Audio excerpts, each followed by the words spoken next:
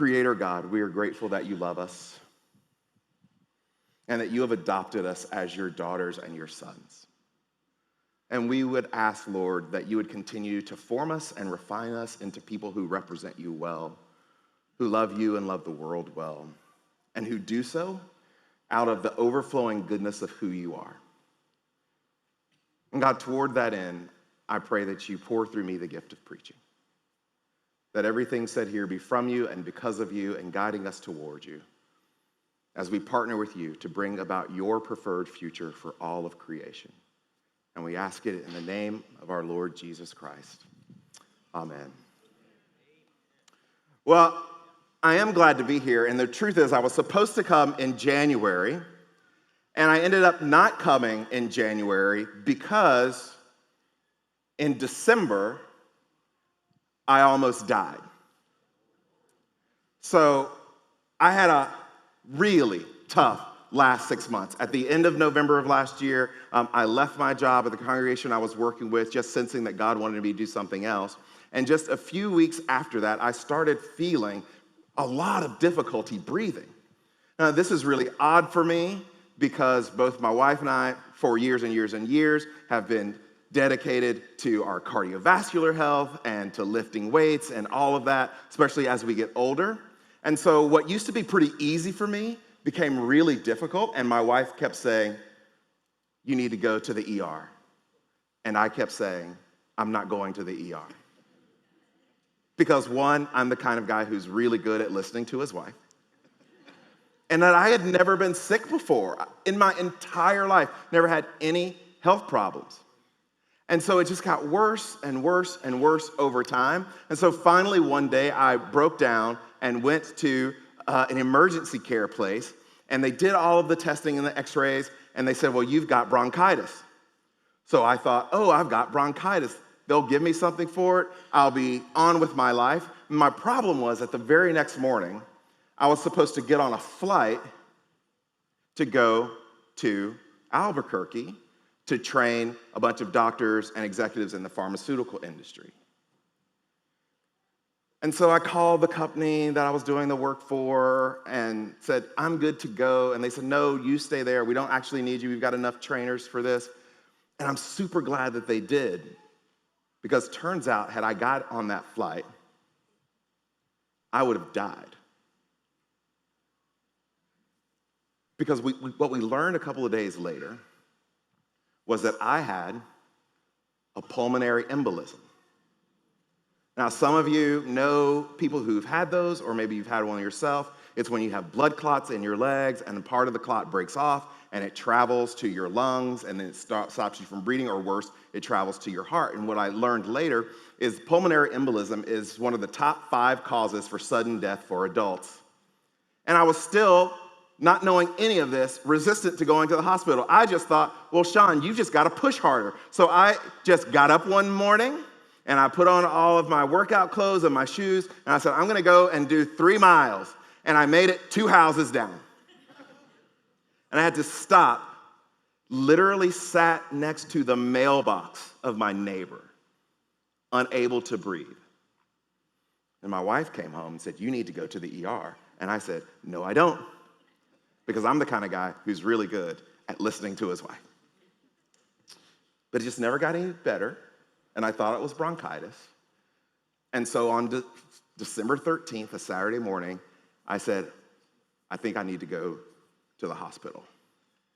And so we did, and it turns out that I did have a pulmonary embolism, which I had heard of before, but never knew anything about. And so they took me back into the room, and they said, we're gonna have to do this procedure right now. And so I met my interventional radiologist. He's the one that does the procedure, and he explained to me that they were gonna go up through a vein in my leg to my lungs, and they're gonna pull out these clots, at least all the big ones.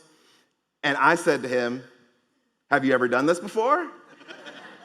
And he said, yes. And I asked, are you any good? And he smiled and he said, I think so. And he said, don't worry, Mr. Palmer, you're gonna be fine. And this is the weirdest thing, and I didn't tell first service this. Like they kept asking me what I did for a living. the whole time. What do you do for a living? What do you do for a living? And since I had just quit my job, it was like, nothing. I don't do anything for a living. Like, I'm just trying to stay alive at this point. And so they take me in, and I'm kind of half awake. They do the procedure, and it's very cool because my wife is a science teacher. And after the procedure was over, he walks over to me with all of these blood clots on this towel, and he says, "Would you like to see them?" And I'm like, yes. Because my wife, Rochelle, no matter who's having whatever procedure, she loves to see it, and she wants us to keep it and to ask if we can keep it. And we always ask, and they never do. And so that set into motion in December a series of events unlike anything that I'd ever had before. And apparently, when you have a pulmonary embolism, what you get is actually a bunch of specialists. So I left the hospital with an oncologist, a hematologist, a pulmonologist, an interventional radiologist, and a cardiologist. And so as I was recovering, unable to breathe, I got pneumonia, that made things worse. And then one day, my cardiologist says, "I want you to take some extra imaging because when you had the embolism, I noticed something strange about your heart." And he didn't say this like out of the kindness of his heart. I actually called kind of bemoaning, like, why do I have to have this extra test? I'm fine. And so I go in for the test, and they take all of this imaging on my heart. And he calls back, and he says, "We need you to come in because what we found out is really true. Your heart is not right." And so, as many of you know, the heart has two ventricles. The left ventricle pumps blood to the body, and the right ventricle pumps blood to your lungs. And my right ventricle has never done anything. I have a congenital birth defect, and only 0.007% of people ever have had what I have. So when I was in the womb, my right ventricle was not doing what it was supposed to do, and so my body grew an accessory vein under my left ventricle that comes out, does a U-turn back over to the right side, and that for my entire life, for my entire 52 years, has been what's provided blood to my lungs. So when we told our children this, my oldest daughter, Malia, who's 22, said, "So Dad, basically what you're saying is everything that you've ever done has been half-hearted." You're not wrong. She's not wrong. But it also means for my children that they can never complain about anything. Because no matter what the challenge is that they want to complain about, this happened or that happened, I can always say to them, "Well, did you have to grow an extra artery in the womb? It's not that bad. Like, I'm over here being an X-Man for everybody. You're complaining about there not being enough gas in the car. Fix your own problems. I'm a walking miracle. You're welcome." Oh, that's not really a walking miracle. So what we found out in just this little bit of time is that I had this really bad pulmonary embolism. I remember my cardiologist coming in when I was still in the hospital and saying to me, he's like, "Mr. Palmer, do you realize what happened to you?" And I'm like, "Dude, I was here the whole time." But what he meant was like, this was so bad, it should have killed you. And my delaying not listening to my wife should have killed me. And so what I've discovered over the last 6 months is this. On December 13th, I should have died. And that not being the case, because of this congenital heart defect, in the womb, I should have died. And then most of the people who die from this heart defect die before the time they are 35. And so before I was 35, I should have died. And so it has me asking a lot of questions about my life. My oldest daughter did just graduate last week from the University of Texas. She starts law school in the fall. My youngest daughter just finished her first year as a student, her freshman year at Abilene Christian University, and then she's off to study in Oxford this next fall. And so they're at this point in their lives where they are looking at all of life laying out ahead of them. But I'm at a point in life where I'm contemplating daily my own mortality. And that you live now, I live not in a morose way, but just with reality that I should be dead, and I could be dead. As the psychologists sometimes say, like mental health is dealing forthrightly with reality. And so I have been asking this question over the last 6 months as I think about the huge existential questions of life every day. And this question is simple. It says, what does it mean to live well now? And not just for me, but what does it mean to live well? And also, what spiritual practices do I need to embody, do I need to onboard, do I need to curate in order to live well? Because one of the things I have learned over the course of my life is that whatever challenge is out ahead of us, whatever we're trying to work on or fix or nurture in our lives, there's probably a spiritual practice that's designed to help us with that thing. Like, for instance, I'm not a very patient person. I've never been a patient person. And so when I was thinking about this a lot 10, 15 years ago, how could I become more patient? It is a fruit of the Spirit. How do I allow the Spirit to cultivate that in me? Like, a word came to me that said, oh, Sean, that's really easy. You want to be a more patient person? The next time you're in the store, get in the longest line. And one of the practices that keeps coming back to me, and I've dabbled with over the years, but never could master and never get my arms around, was a spiritual discipline that hardly anyone ever talks about, especially in Western culture. And it's called secrecy. And so here's how Dallas Willard would define the spiritual practice of secrecy. It's consciously refraining from having our good deeds and qualities generally known, which in turn rightly disciplines our longing for recognition. Consciously refraining from having our good deeds and qualities generally known, which in turn rightly disciplines our longing for recognition. And that longing for recognition is so much of what our culture is built on. I'm in a preaching cohort right now that I lead, and I remember years ago in the same cohort, there was a young woman who was very accomplished, but you could not ask her any question about anything without the answer being about the music she played, the books she's written, the degrees that she's earned. That's not secrecy. I work with and coach a lot of preachers and pastors, and some of them speak at lots of different churches and conferences.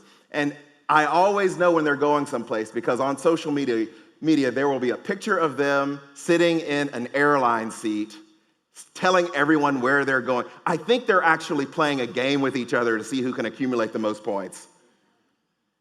And that's not secrecy. In 2017, Kim Kardashian was in Paris, and she was robbed. Robbers broke into her hotel room. They held her at gunpoint. They tied her up and stole over $1 million worth of jewelry. And the reason? after it was over, she said, "It was my fault because I had taken and posted all of these pictures of the jewelry and the hotel where I was staying." She says, I guess I was just showing off. Now, I don't believe it's Kim Kardashian's fault that she was robbed at gunpoint.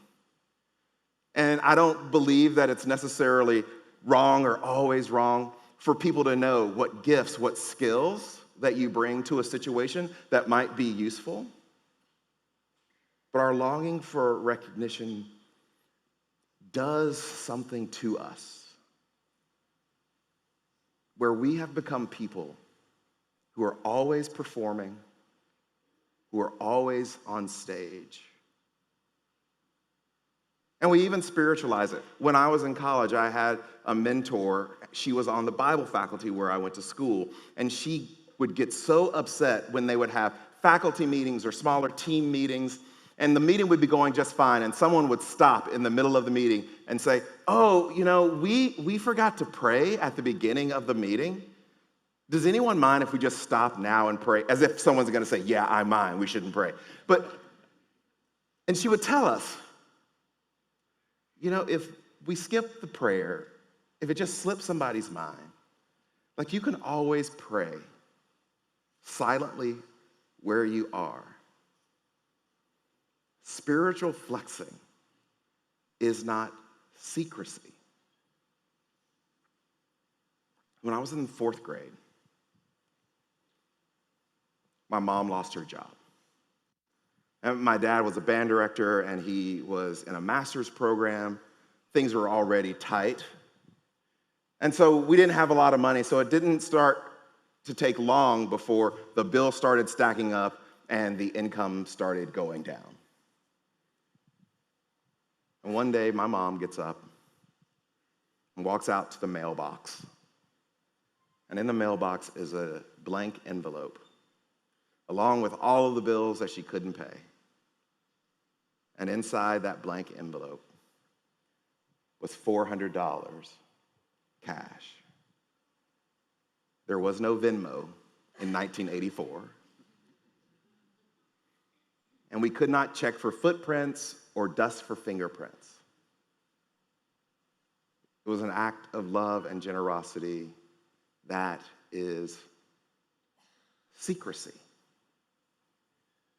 To do something for the good that it is, without a way, a method, a metric for the good you do to be generally known.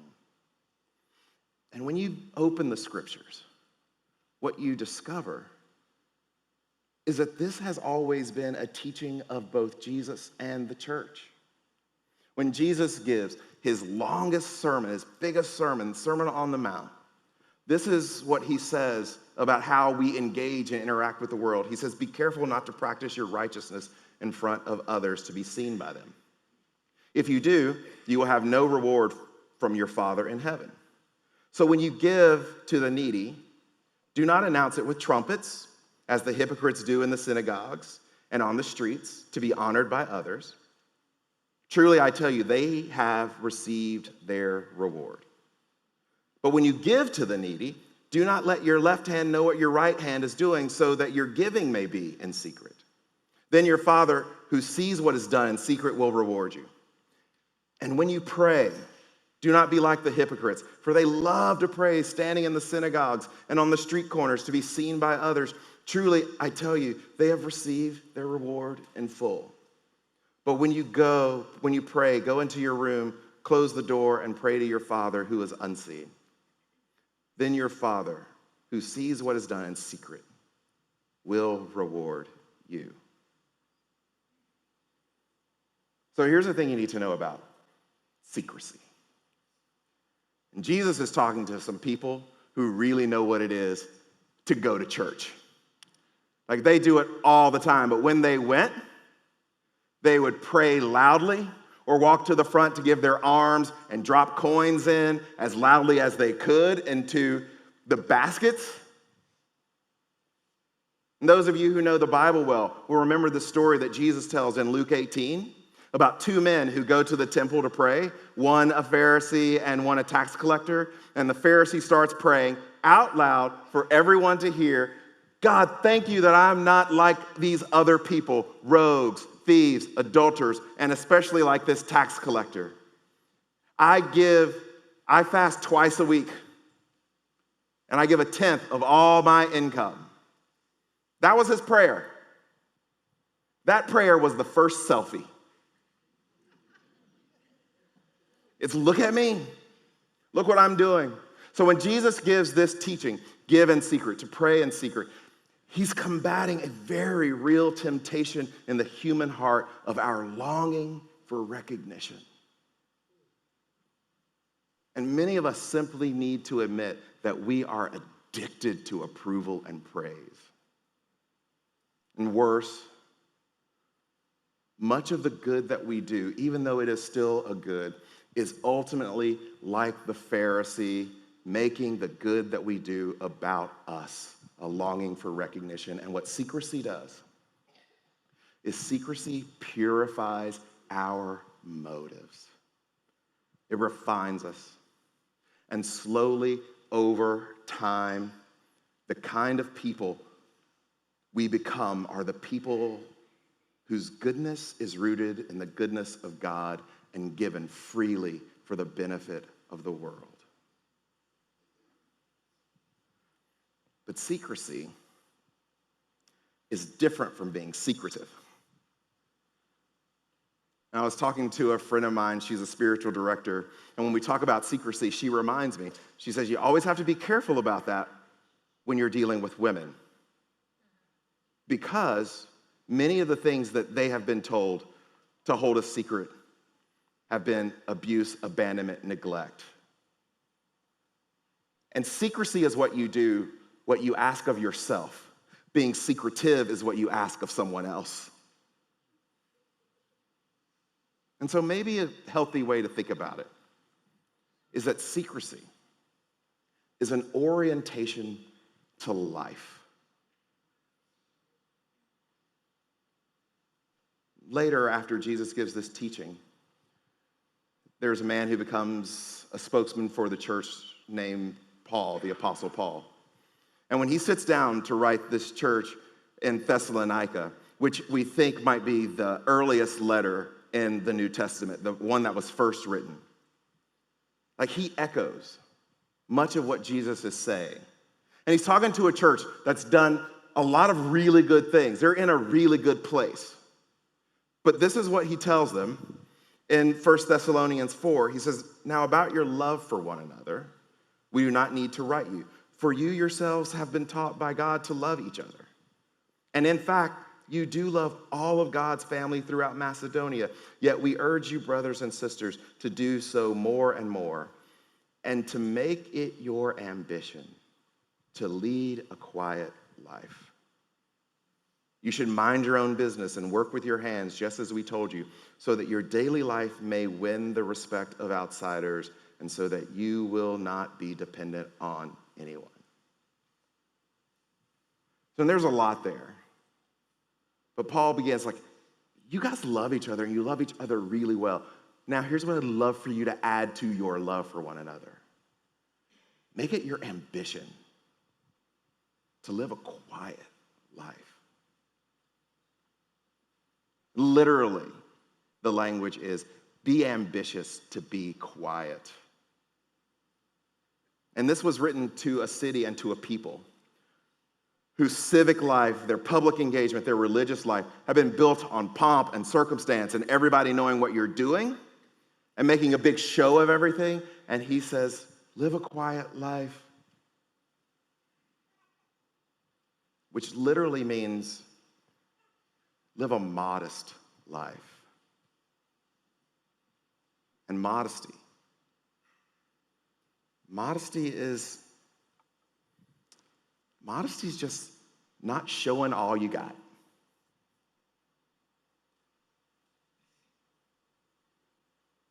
And I'm learning that the quiet life does not mean a withdrawn life. Because I personally have a very public life. Like in the last couple of months, I've been on NPR several times. Like I said, my daughter just graduated from the University of Texas. I don't know how this happened, but while we were there, a string of things led to us becoming the Texas family. So we spent all of last Friday doing a photo shoot around campus. So if you've got a kid who might be looking at the University of Texas, soon we will be on a postcard on your refrigerator. One of my heroes, Dallas Willard, who taught and wrote so much, never pursued a book contract or speaking deals. This is one of my other mentors, John Ortberg, told me as I was transitioning out of one phase of ministry into a new one. He said, don't force it, let it all come naturally to you. That is a quiet life. I'm learning. You don't have to show all that you got. A quiet life does not mean to not ever do anything, but it does mean you don't have to show off your body. You don't have to show off your accomplishments. You don't have to show off your money. You don't have to show off your achievements. You don't have to show off your opinions and politics on social media all the time. You don't have to post 500 pictures of your vacation. Be ambitious to lead a quiet life. Because what Paul means by quiet life is a non-disruptive life. Which is why he follows it up by saying, mind your own business. And now what he doesn't mean by mind your own business is to be disengaged from people in your life group or in your life for correction or encouragement. It doesn't mean that you just allow life to happen to you. What Paul means by mind your own business is to attend to what is in front of you. And some of us are so busy scrolling that we don't attend to what's in front of us. Your partner, your children, the assignment or mission that God has brought to your life. Performing for a world that doesn't notice you and doesn't know you. And the call is to mind your own business, that these precious people that God has placed in front of you, that's who you attend to. And it's possible to spend our whole lives longing for recognition and not see the people in front of us. And so now you're asking, okay, Sean, how do you practice secrecy? And the answer is this: I'm not going to tell you. I grew up in a musical family, like I said, when I was younger. My dad was a band director. And then I had this great opportunity. The high school I went to, we just had a fabulous jazz program, and it afforded me a lot of opportunities in life. I actually went to school on a music scholarship, and I will remember a lot of things that my high school jazz band director taught us about life and about music, but this one stands above all of them. Because whenever we would just be, 22 testosterone-filled boys and get too loud, and he would say boys, because it was all boys. He says, if you want people to listen, you don't play louder. If you want people to listen, you play softer. And Paul ends up telling us what Jesus started to tell us about a life well lived. Play softer.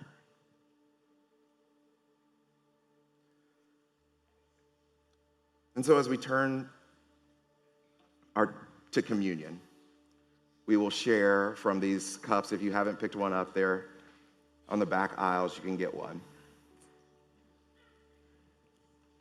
And because I was a pastor, and my wife's dad was a pastor. We had two girls who were in private religious schools most of their lives.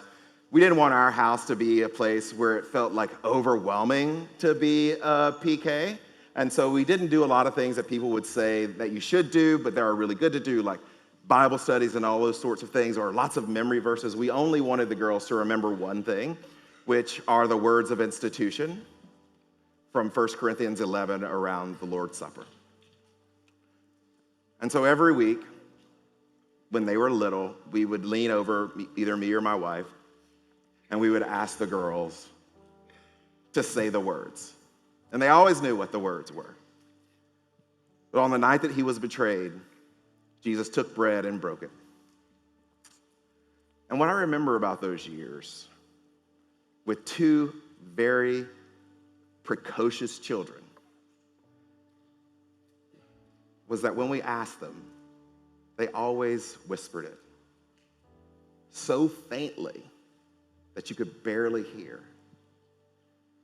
And so for me to hear them say that, I had to listen closely because they were so soft. And so we're going to share this together in a moment. But we're living in California, and I leaned over to Malia, who is our oldest, and I said to her, "Okay, Malia, say the words." And she said, "For I received from the Lord what I handed unto you, that on the night he was betrayed, Jesus took bread and broke it, saying, 'This is my body given for you. Let's share together.'" And she continued, saying, "And after the supper, Jesus took wine, pouring it, saying, 'This wine is the blood of the new covenant, which is given for you. Whenever you eat this bread and drink this wine, you proclaim the Lord's death until he comes.' May it be so with you." May God bless you in all you do.